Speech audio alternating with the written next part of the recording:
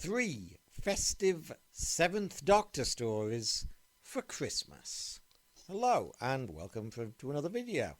A couple of weeks ago I did a 5 festive 1st Doctor stories for Christmas video. This time around I thought I'd turn my attention to the era of the 7th Doctor. Now obviously it's a much shorter era, so I think 5 would be pushing it. Actually 3's probably pushing it as well, but you know, this is just to suggest 7th Doctor stories. Obviously they didn't do Christmas specials in the classic series. They had too much self-respect. No, sorry.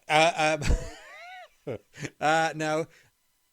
But just to suggest stories that might fit in with the festive season, even though they're obviously not necessarily designed to do that. In third place, I would suggest the Happiness Patrol. There's something kind of Christmassy about the Happiness Patrol. I think it's, you know, the bright costumes and colours, and certainly the abundance of sweets certainly reminds me of Christmas. At least the Christmases of my youth, when I could eat like a horse without turning into a fat bastard. Ah, those days are long gone. Now I have one peanut and put on a stone. But yeah, honestly, I think the Candyman alone is really Christmassy. And the Candy Kitchen. I think the Happiness Patrol is a perfect Christmas story. 2. Dragonfire.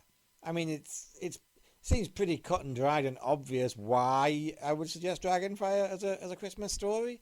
Because it's so wintry, you know. It's Ice World. It's literally the name of the planet. And there's snow and, well, ice, and people slip on it. Well, Sylvester, nobody else bothers, but, you know.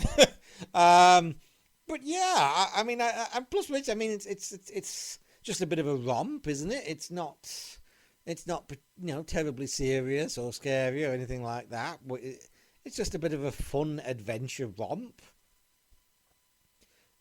You've even got a bit of Christmas glitz in there. Well, glitz anyway. I'm quite proud of that pun. But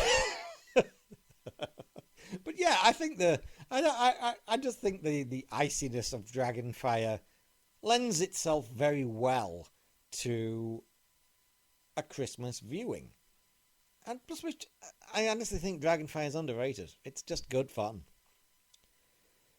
That being said, my number one choice for a Sylvester McCoy 7th Doctor story for Christmas, I think I named this in a general kind of Christmas Doctor Who video a few years ago.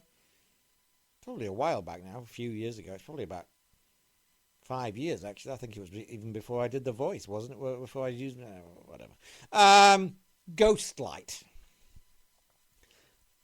It's pretty obvious why. I mean, everybody kind of goes for, like, The Chimes of Midnight as a Christmas story. And I know it's set at Christmas, but that's not really why people go for it as a Christmas story. It's because it's a ghost story. And so is Ghostlight, as far much as Doctor Who does a ghost story, obviously. And there is a tradition, particularly in the UK, ghost stories for Christmas.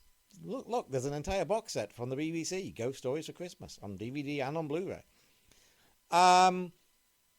Ghostlight is Doctor Who's ghost story for Christmas, at least in terms of the ones we can watch. The Victoriana always suggests Christmassy, probably because of that's when it was really popularised in the UK, Christmas, Charles Dickens, A Christmas Carol, etc., etc., etc. So the Victorian setting alone suggests a Christmas ambiance. And again, the fact that it is just a spooky, contained, atmospheric little ghost story in a haunted house. Again, you've even got an angel. It's not necessarily sitting on top of a tree. That might be a little painful for John Hallam.